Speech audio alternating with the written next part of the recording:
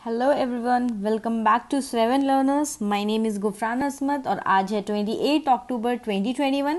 तो चलिए देखते हैं prelims pointers daily newspaper analysis में आज के लिए हमारे पास कौन कौन सा इम्पॉर्टेंट पॉइंट्स है।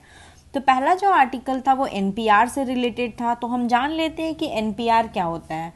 एनपीआर जो होता है किसी भी कंट्री का रजिस्टर होता है यूजुअल रेसिडेंट्स का। अब यूजुअल रेसिडेंट्स में ये कोई भी ऐसा रेसिडेंट हो सकता है जो उस एरिया में पास्ट 6 मंथ से रहा हो या फिर उसका इंटेंशन हो कि वो और नेक्स्ट 6 मंथ्स या फिर उससे ज़्यादा टाइम के लिए रहना चाहता है। तो ये एनपीआर होता है। ये जो कंडक्ट होता है ये लोकल, विलेज, सब town, district, state and national level के इन सारे लेवल पे ये प्रिपेयर होता है। ओके, इसको जो कैरी करते हैं ये किस प्रोविजन के अंदर आता है? तो ये सिटीजनशिप एक्ट 1955 के अंदर आता है। तो एनपीआर सिटीजनशिप एक्ट 1955 के प्रोविजन के अंदर आता है और सिटीजनशिप रूल्स 2003 के आता है। और ये क्या मैंडेटरी है या फिर वॉलेंटरी है? ये मैंडेटरी है हर एक यूजुअल रेसिडेंट कंट्री का जो है इंडिया का, कि वो खुद को एनपीआर के साथ रजिस्टर करें। ओके, तो अब एनपीआर को सबसे पहले 2010 में कंपाइल किया गया था और 2015 में अपडेट किया हुआ था। हालांकि ये बस एक ट्रायल एक्सरसाइज था जिसमें 30 लाख लोग पार्टिसिपेट किए थे। ओके, और एक और चीज़ का नाम आपने सुना होगा एनआरसी या फिर एनआरआईसी, जिसको national register of Indian citizens बोलते हैं। ओके, ये जो आपका एक्सरसाइज है ये फर्स्ट स्टेप है towards the compilation of NRIC. आपका जो एनपीआर है it is the first step towards compilation of NRC. Okay, citizenship rules के द्वारा। ओके, अब एनपीआर क्या होता है? 2020 में जो आपका इन 2020 एनपीआर द रिस्पॉन्डेड, अब जो नया वाला होने वाला है, क्योंकि ऑलरेडी मैंने आपको बताया ये एक बार 2010 में हो चुका है ट्रायल के लिए। इसमें रिस्पॉन्डेंट हैव टू स्पेसिफाई अपना स्टेट का नाम, डिस्ट्रिक्ट का नाम। If the place of birth of the father and mother is in India, तो अगर वो इंडिया में नहीं पैदा हुए हैं, some other country, then mention the name of that country. तो this form will collect data on 14 parameters of all family members. और 14 पैरामीटर्स में आपका passport number, relationship to the head of the family, divorced, mother tongue, cultivator, labour, etcetera etcetera, बहुत सारी चीज़ आती है। इसमें एक कॉलम आधार, मोबाइल फ़ोन और वोटर आईडी और ड्राइविंग लाइसेंस का भी है। Okay, which are to be provided. अगर आपके पास है, रिस्पॉन्डेंट के पास है, तो वो ये भी चीज़ प्रिपेयर करेंगे। अब एनआरआईसी सेम थिंग दोस्तों, it is NRC only, national register of Indian citizens, और या जिसको एनआरसी भी बोलते हैं। तो एनआरसी और एनपीआर रिलेटेड क्यों है? देखिए, एनपीआर जो है ये यूजुअल रेसिडेंट्स का डेटा है। The government proposes to create database बस बनाना चाहती है सिटीजन्स ऑफ इंडियन के लिए। लेकिन जो आपका एनआरआईसी है ये एक सबसेट है एनपीआर का। ओके, आपका जो एनआरसी है वो लोकल, सब डिस्ट्रिक्ट, स्टेट लेवल में प्रिपेयर की जाएगी वेरीफाई करने के बाद the status of the resident. The rules say the particulars of every family and individual found in population register shall be verified and scrutinized by local registrar। अब ये NPR जो है आपका वो सेंसस से कैसा डिफरेंस है? देखिए, 2011 में सेंसस हुई थी जिसमें 29 आइटम्स फिल करना था। ओके, और they are aimed at eliciting the particulars of every person, जैसे आपका age, sex, marital status, children, occupation, birth place, whether they belong to SC ST। इसमें देखिए कास्ट वाला डेटा भी आ जाता है। लेकिन एनपीआर जो है वो बस आपका बेसिक डेमोग्राफिक डेटा और बायोमेट्रिक पर्टिकुलर्स लेने वाला है। ये इस तरह का जो आपका आइटम्स है इसको कलेक्ट नहीं करने वाला है। बट आपका देखिए सेंसस में आपसे बहुत सारा, जैसे आपका कास्ट एंड ऑल भी पूछा गया है।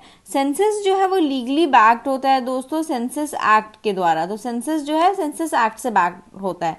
लेकिन एनपीआर जो है वो citizenship amendment act, citizenship act 1955, इसके द्वारा इसकी बैकिंग की हुई है। तो ये वाला चीज़ आपको याद होना चाहिए कि दोनों का आपका लीगल बैकिंग कहाँ से आता है। ओके, तो फिर चलते हैं हम नेक्स्ट आर्टिकल के पास। नेक्स्ट आर्टिकल जो है हमारा वो है मैट्रिलिनियल मेघालय के बारे में। ओके, तो इंडिया में कौन कौन सी ऐसी कम्युनिटीज़ है जो अभी भी मैट्रिलिनियल प्रोसेस को फॉलो करती है। और मैट्रिलिनियल का मतलब क्या होता है? आपने हमेशा पैट्रियार्कल सुना होगा, पैट्रिलिनियल सुना होगा, तो ये मैट्रिलिनियल क्या होता है और मैट्रियार्कल क्या होता है? तो पहले हम इसमें डिफरेंस देख लेंगे। ओके, तो देखिए बहुत एक बेसिक सा डिफरेंस होता है मैट्रिलिनियल और मैट्रियार्कल में। बेसिक डिफरेंस ये होता है कि मैट्रिलिनियल जो है वो डिनोट करता है किनशिप विद मदर्स और फीमेल्स लाइन, मतलब बस वो किनशिप होना चाहिए मदर या फिर फीमेल साइड, बहन का भाई या मम्मी का बेटा, वैसा टाइप। लेकिन जब मैट्रियार्कल बोलते हैं ना दोस्तों, तो हम मैट्रियार्कल में एक फॉर्म ऑफ सोशल ऑर्गेनाइजेशन के बारे में बात करते हैं जिसको विमेन रूल करती है, वो हमारा मैट्रियार्कल होता है। जैसे Indian society is a patriarchal society, मतलब यहाँ पे it's not just kinship associated with a male member matrilineal, it is matriarchal, मतलब जो सोशल ऑर्गेनाइजेशन है वो भी मेन ही रूल करते हैं। ओके, तो ये डिफरेंस होता है। तो ये न्यूज़ में इसलिए था कि जो मेघालय है वो to give land rights to men, अब वो मेन को लैंड राइट्स देना चाहती है। ठीक है, इनका जो ट्रेडिशन है पेरेंटल प्रॉपर्टी जो खादू को जाता है, खादू मतलब यंगेस्ट डॉटर इन द खासी लैंग्वेज, तो ये यंगेस्ट डॉटर को जाता था, तो ये इस नॉमेनक्लेचर को ब्रेक करने वाले हैं। ओके, तो matrilineal tradition with the Khasis and other sub groups practice in Meghalaya is unique within India. Khasi एक एंशियंट ट्राइब है, said to be the largest surviving matrilineal culture in the world. दोस्तों, इनका matrilineal culture largest surviving in the world है। जो इसका गारो tribe है, आपको पता होगा मेघालय में आपका गारो, खासी एंड जैंतिया है, तो ये तो आपका मैट्रिलिनियल हो गई। ये जो आपका गारो ट्राइब है, इनका भी सिमिलर सोशल फॉर्मेशन है और ये भी मैट्रिलिनियल मेथोडोलॉजी को यूज करते हैं प्रॉपर्टी ट्रेस करने के लिए। इनकी जो घर की हेड होती है, that the head is a mother, लेकिन फादर रिस्पॉन्सिबल होता है सस्टेनेंस प्रोवाइड करने के लिए। और इनकी tribe divided into sub tribes and clan. Okay, जिसमें with marriage outside the tribe is highly discouraged, मतलब आउटसाइड ट्राइब आपको शादी नहीं करनी है। देखिए अभी अगर हम इंडिया में केरला की बात करते हैं, तो वहाँ पे जो women है, they enjoy a very higher political structure compared to most women across the country. Okay, in fact high political structure इन जो दो आपको मैंने बताया है गारो और खासी के बारे में, इन दोनों ट्राइब से भी ज़्यादा इनका पॉलिटिकल स्ट्रक्चर है। ठीक है, तो अब मैं आपको एक बात बता दूं, इवन दो मैट्रिलिनियल सोसाइटी है मेघालय का, लेकिन representation of women in politics बहुत कम है। मैंने बताया ना कि सोशल ऑर्गेनाइजेशंस जो है उसमें विमेन उतना नहीं, इसलिए मैट्रिलिनियल है, मैट्रियार्कल नहीं है। आई होप सो ये चीज़ आपका क्लियर हो गया होगा। अब हम चलते हैं नेक्स्ट जो था पोडू लैंड के बारे में था। ओके, तो पोडू लैंड ये आपको पिक्चर में दिख रहा होगा, ये तेलंगाना में एक लैंड है। तो ये स्लैश बर्निंग के बारे में देखिए, कुछ जो लोग होते हैं उनका जो सस्टेनेंस चलता है वो ऐसा चलता है कि वो एक पर्टिकुलर टाइम में सपोज इस एरिया में रह रहे, तो वो यहाँ पे फार्मिंग करेंगे, जब टाइम हो जाएगा तो ये इस एरिया को बर्न कर देंगे and they will move to some other place. तो जैसे इसको इंडिया में झूम कल्टीवेशन बोलते हैं, आपने इसका नाम सुना होगा। झूम कल्टीवेशन नॉर्थ ईस्ट में प्रैक्टिस किया जाता है, इसको स्लैश एंड बर्निंग बोलते हैं। They will use this land, उसके बाद जब हार्वेस्ट कर लेंगे तो इस लैंड को बर्न करके they will move to some other land. तो ऐसे ही जो है वो डिफरेंट, नॉर्थ ईस्ट में इसको झूम बोलते हैं, डिफरेंट जगह पे इसको क्या बोलते हैं तो वो आपको थोड़ा याद होना चाहिए। जैसे वेवार या दहियार मध्य प्रदेश के रीजन में बोलते हैं, दीपा बोलते हैं बस्तर डिस्ट्रिक्ट ऑफ मध्य प्रदेश में, जारा एंड इरका बोलते हैं सदर्न स्टेट्स में, बात्रा बोलते हैं राजस्थान में, पोडू बोलते हैं आंध्र प्रदेश में, पोडू आंध्र प्रदेश तेलंगाना में बोलते हैं जिसका इशू चल रहा है, कुमारी बोलते हैं आपका केरला के साइड में, कमन विंगन धावी बोलते हैं उड़ीसा में। अब थोड़ा आप देख लें कि बाहर के कंट्री में क्या है, रे आपका वियतनाम हो गया, ओके, मिल्पा आपका ग्वाटेमाला साइड हो गया, लोगन वेस्ट अफ्रीका हो गया, मसूल आपका कॉन्गो हो गया। इसमें जो बहुत इंपॉर्टेंट है, रोका ब्राज़ील हो गया, कोनुको वेनेजुएला हो गया, ठीक है, छेना श्रीलंका, लदांग जावा in Indonesia, okay, Thamarai Thailand. तो ये जो है आप इस चीज़ को नोट डाउन कर लीजिए ना, इस चीज़ को याद करिए, बिकॉज मैच द फॉलोइंग में ये हम मतलब अक्सर स्टेट पीसीएस में भी आ सकता है, तो ये हो सकता है कि यूपीएससी भी कभी आपको मैच करने दे दे ये चीज़। ओके, नाउ जो नेक्स्ट हमारा इंफॉर्मेशन है वो साउथ चाइना सी से रिलेटेड है। तो आपको पता होगा साउथ चाइना सी में बहुत सारे आइलैंड्स हैं जो बहुत कंटेस्टेड आइलैंड्स रह चुके हैं। ओके, उसमें से जो 3 आइलैंड है वो Paracel island, Spratly island and Scarborough shoal या फिर स्कारबोरो आइलैंड ही शोल, ये जो आपका है 3 इंपॉर्टेंट है। तो आपको इसका लोकेशन पता होना चाहिए कि देखिए आप यहाँ पे पारासेल आइलैंड देख सकते हैं, बिल्कुल पारासेल आइलैंड के बिल्कुल भी आप इधर में जाइएगा तो आपको फिलीपींस दिख रहा है ना, तो यहाँ पे आपको मिल जाएगा स्कारबोरो आइलैंड। ओके, यहाँ पे आपको स्कारबोरो आइलैंड मिल जाएगा। स्कारबोरो मतलब यहाँ पे नहीं आई थी, यहाँ पे हो जाएगा आपका स्कारबोरो आइलैंड, और ये आपका हो गया स्पार्टली आइलैंड। ओके, तो ये पारासेल आइलैंड है आपका, यहाँ पे आपको स्कारबोरो मिल जाएगा, ये स्पार्टली आइलैंड मिल जाएगा, ये नतूना आइलैंड है। तो ये आप इसको नॉर्थ टू साउथ के डायरेक्शन में याद कर लीजिए कि पहले आपका पारासेल आता है, फिर आपका स्कारबोरो आता है, फिर आपका स्पार्टली आता है, एंड देन नतूना आता है। ये साउथ चाइना सी में है जो बहुत कंटेस्टेड आइलैंड है। जो पारासेल आइलैंड है ये लोकेशन आप देखिए, तो इसको कौन कौन क्लेम करता है, इसको चाइना, देखिए ये वियतनाम से बहुत पास है, तो इसको चाइना, ताइवान से पास है, तो चाइना, ताइवान एंड वियतनाम इन तीनों इसको क्लेम करते हैं। स्पार्टली आइलैंड जो है आपका वो China, Taiwan, Vietnam, Bruny and Philippines, देखिए फिलीपींस से भी बहुत नज़दीक है ना ये स्पार्टली आइलैंड, तो ये भी होता है। स्कारबोरो जो है फिलीपींस, चाइना एंड ताइवान, तो मेनली चाइना हर जगह पे टांग अड़ाता है, बोलता है कि ये सारा जो प्लेसेस मेरा है। ओके, तो देखिए नवंबर 2002 में क्या हुआ था, चाइना और 10 आसियान स्टेट ने एक non binding declaration of code of parties sign किया था साउथ चाइना सी में। ओके, तो इस डॉक्यूमेंट में हर एक पार्टीज ने प्लेज किया था टू कमिट किया था to eventually conclude a binding code of conduct. The document ने noted that the adoption of the code of the conduct in the South China Sea would further promote peace and stability in the region. But क्या है, follow होता है? नहीं, ये follow नहीं होता, लेकिन अभी नेगोशिएशन स्टार्ट हुआ है आपका इस चीज़ से। तो ये आपको Paracel, Spratly, Scarborough, Natuna island इन सब का लोकेशन पता होना चाहिए, और कौन कौन किसके किसके बीच में कंटेस्टेड आइलैंड है ये भी आपको पता होना चाहिए। ओके, देखिए कुछ अभी इंडिया पाकिस्तान का मैच हो रहा था, तो कुछ Kashmiri student they were seen celebrating the winning of Pakistan. तो वहाँ पे क्या हुआ कि स्टूडेंट और कॉलेज मैनेजमेंट को यूएपीए से चार्ज कर दिया गया। अब आपका यूएपीए क्या होता है? UAPA is unlawful activities prevention act. इसको 1967 में पास किया गया था। ओके, ये जो आपका यूएपीए है ये प्रिवेंट करता है of unlawful activities association in India. ठीक है, ये एब्सोल्यूट, बिल्कुल एब्सोल्यूट पावर है सेंट्रल गवर्नमेंट का। ओके, अगर सेंट्रल गवर्नमेंट किसी चीज़ को अनलॉफुल समझती है, ओके, तो वो उसको ऑफिशियल गैजेट नोटिफिकेशन से बता सकती है कि ये चीज़ अनलॉफुल है, और उसमें डेथ पेनाल्टी या फिर लाइफ इम्प्रिजनमेंट तक आपको सज़ा हो सकती है। अब आपको कुछ की पॉइंट्स याद रखना है कि जो यूएपीए होता है इसमें बस इंडियन नहीं, फॉरेन्स को भी चार्ज किया जा सकता है, मतलब फॉरेनर्स के ऊपर भी यूएपीए लग सकता है आपका।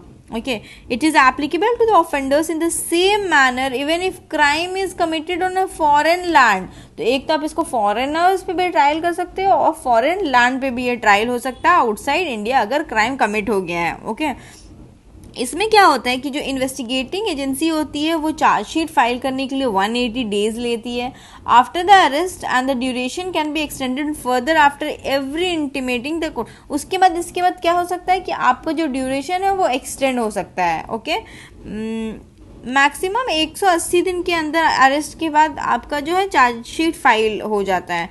इसमें 2009 में कुछ संशोधन किया गया था, अमेंडमेंट हुआ था। इस एक्ट ने एम्पावर किया है NIA is National Investigation Agency, यहाँ के director general to grant approval of seizure और attachment of property if the case is investigated by the said agency.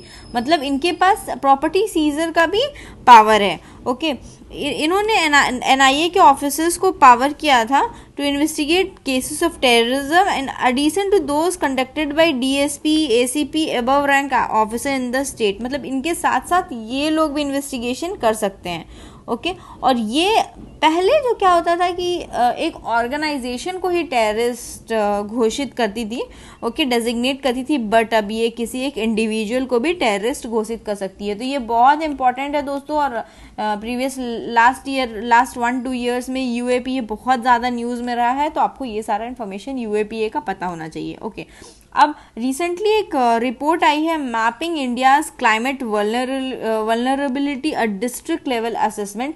इसको रिलीज किया है Council on Energy Environment and Water, सीव जिसको बोलते हैं।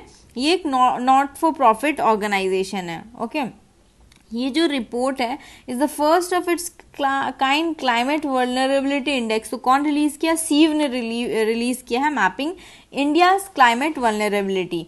इसने 640 डिस्ट्रिक्ट को एनालाइज किया है, और उसमें ये देखा है कि उसमें 463 डिस्ट्रिक्ट है जो वल्नरेबल है extreme floods, droughts and cyclone से लेकर के। अब कुछ और रिपोर्ट्स है जो क्लाइमेट चेंज से रिलेटेड है, वो हम देख लेते हैं। एक है आपका क्लाइमेट चेंज परफॉर्मेंस इंडेक्स, जो आपका जर्मन वॉच रिलीज करता है। ओके, एक है आपका ग्लोबल क्लाइमेट रिस्क इंडेक्स, जो भी आपका जर्मन वॉच रिलीज करता है। Climate change performance index, global climate risk index. Children climate risk index, childrens का ज़्यादातर आपका यूनिसेफ से रिलेटेड होता है, तो ये जो चिल्ड्रन वाला क्लाइमेट रिस्क है ये यूनिसेफ हो गया आपका। इन्वायरमेंटल परफॉर्मेंस इंडेक्स, ये आपका Yale university and Columbia university in collaboration with WWF। तो इन्वायरमेंटल प्रोटेक्शन इंडेक्स आपका ये हो गया। ओके, नेक्स्ट है हंगर हॉटस्पॉट रिपोर्ट, आपका FAO एंड WFP। देखिए WFP को इस बार नोबेल प्राइज भी मिला है 2020 में। ओके, तो ये सारा आपको याद होना चाहिए। ओके, नेक्स्ट जो है यूनियन मिनिस्टर ऑफ फाइनेंस जो है, उन्होंने पार्टिसिपेट किया है एनुअल मीटिंग में board of governors of Asian infrastructure investment bank. तो ये बैंक क्या है? आई थिंक 2020 या 2019 में UPSC AIIB से रिलेटेड क्वेश्चन पूछ चुकी है। ये एक मल्टीलैटरल डेवलपमेंट बैंक है जिसका मिशन है कि जो एशिया की कंट्री है उसका सोशल और इकोनॉमिक डेवलपमेंट हो सके। ओके, ये आपकी जो it is established bye AIIB articles of agreement. ठीक है, इसमें 57 फाउंडिंग मेंबर्स है। ठीक है, नाउ जो है करंट में इसके पास 102 कंट्रीज है। इसकी हेडक्वार्टर जो है वो बीजिंग में है। AIIB की हेडक्वार्टर्स बीजिंग में है। ओके, इंडिया फाउंडिंग मेंबर रह चुका है इसका।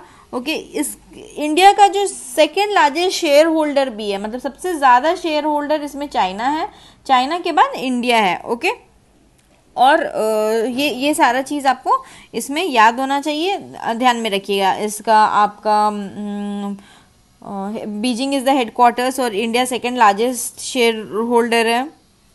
Okay, next, recently Indian government and the Asian development Bank, अभी हमने कौन सा बैंक देखा था? एशियन इंफ्रास्ट्रक्चर इन्वेस्टमेंट बैंक के बारे में हमने देखा था।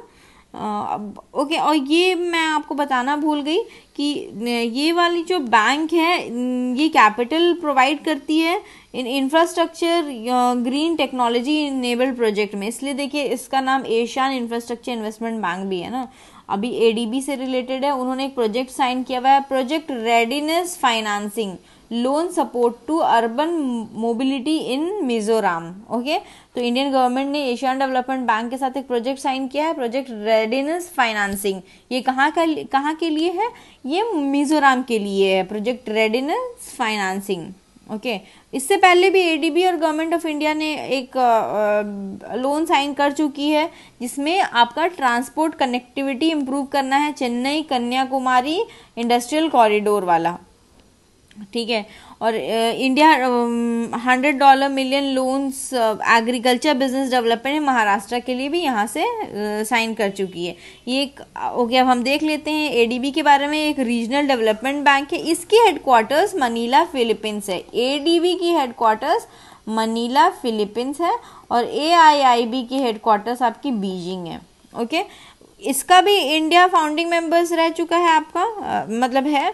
और इस AIIB का मैंने बताया था इंडिया फाउंडिंग मेंबर्स, और ADB में भी India is one of the members, आपको याद रहना चाहिए, जिसमें 68 मेंबर्स है और 49 एशिया के अंदर है। बट ऐसे भी कंट्रीज़ हैं जो आउटसाइड एशिया है, इवन दो इसका नाम एशियन डेवलपमेंट बैंक है। इसके जो 5 लार्जेस्ट शेयर होल्डर है वो जापान एंड यूनाइटेड स्टेट्स है, जिनके पास 15.6। अब देखिए यूनाइटेड स्टेट्स तो एशियन कंट्री नहीं है ना, लेकिन फिर भी ADB में इसका शेयर होल्डर है। Okay, then People's Republic of China, India and Australia. तो इंडिया जो है इसका इंडिया 4th नंबर पे शेयर होल्डिंग कैपेसिटी में इसमें आता है, लेकिन AIIB में इंडिया 2nd में ही आता है। ये अगेन आपका social and economic development in Asia and the Pacific region के बारे में। एशियन डेवलपमेंट आउटलुक जो है ये रिपोर्ट है on the developing member countries of the Asian development bank. तो एक एशियन डेवलपमेंट रिपोर्ट भी आपकी ADB की आती है। ओके, नेक्स्ट जो हम देखने वाले हैं वो हम देखने वाले हैं कि बुगुन लियो चिचला क्या होता है। बुगुन लियो चिचला क्या होता है?